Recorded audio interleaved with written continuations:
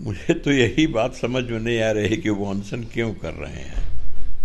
आखिर उनका उद्देश्य क्या है। बीपीएससी का एग्ज़ाम जो है पूरा रद्द हो और फिर से हो, ये मांग अब तो नहीं रह गई है। ये तो बेकार बैठे हुए हैं। और एक सवाल तो बिहार की जनता देख रही है, देखा उन लोगों। तेजस्वी किसी को रिटायर्ड करें, पता नहीं उनका क्या पैमाना है टायर्ड देखने का, रिटायर्ड देखने का। समझता हूँ कि अभी तेजस्वी में वो मैच्योरिटी नहीं आई है जो आनी चाहिए। उनको बोध होना चाहिए। ये जो बात कहना है, जनता रिटायर्ड करती है। बिहार सरकार के पूर्व मंत्री अमरेंद्र प्रताप सिंह है इस वक्त हमारे साथ जुड़ेंगे, बात करें। अमरेंद्र जी, नीतीश कुमार को लगातार नेता प्रतिपक्ष तेजस्वी यादव रिटायर्ड बता रहे हैं, कह रहे हैं कि उनकी उम्र हो गई है, वो अब जाकर रिटायर्ड हो गए हैं। कैसे देख रहे, क्या कहेंगे? अब तेजस्वी किसी को रिटायर्ड करें, पता नहीं उनका क्या पैमाना है टायर्ड देखने का, रिटायर्ड देखने का। मुख्यमंत्री हैं, देखिए सारे बिहार का दौरा कर रहे हैं। टायर्ड आदमी सारे बिहार का, सारे राज्य का दौरा करेगा इस ठंड में।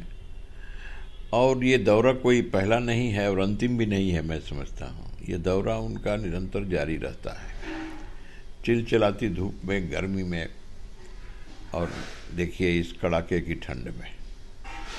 टायर्ड आदमी ऐसे घूमता है क्या? लेकिन अब ठीक है, बड़बड़ापन है, बोलते हैं।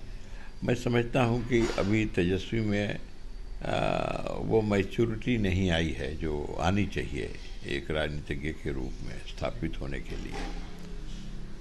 इस प्रकार की बात एक अनुभवी नेता के प्रति नहीं बोलना चाहिए। उनको, वो विपक्ष के नेता हैं, अपने जिम्मेवारी को उनको बोध होना चाहिए।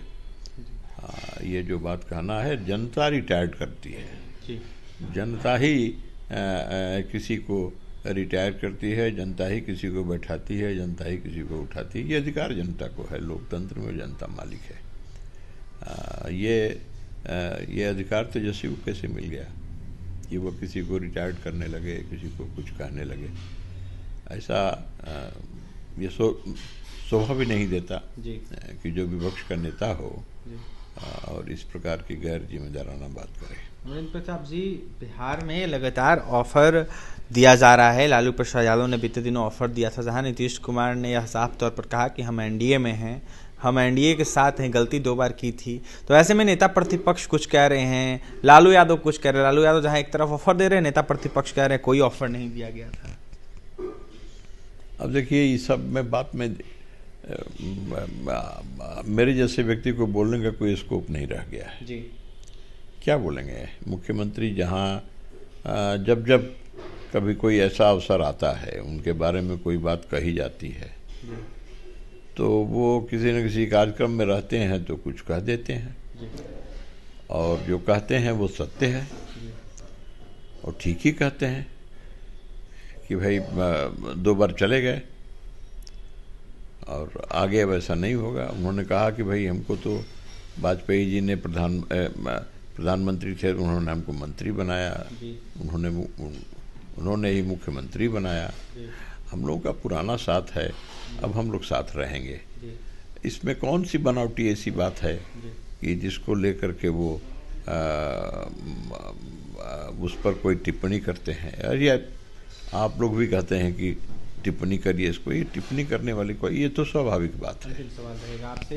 पीके, जो कि जनसुराज के संस्थापक है, प्रशांत किशोर लगातार प्रदर्शन कर रहे थे गांधी मैदान के अंदर, गांधी मूर्ति के पास। कई दिनों से कड़ाके की ठंड में भी देखने को मिल रहा था। अब जाकर उनको हिरासत में लिया गया था। अब जाकर कहा जा रहा है कि सिविल कोर्ट में पेशी की जाएगी। पटना पुलिस ने उनको उठा लिया था। आज सुबह का ही घटना है। कैसे देख रहे हैं, गिरफ्तारी की बातें आ रही? मुझे तो यही बात समझ में नहीं आ रही कि वो अनशन क्यों कर रहे हैं। आखिर उनका उद्देश्य क्या है।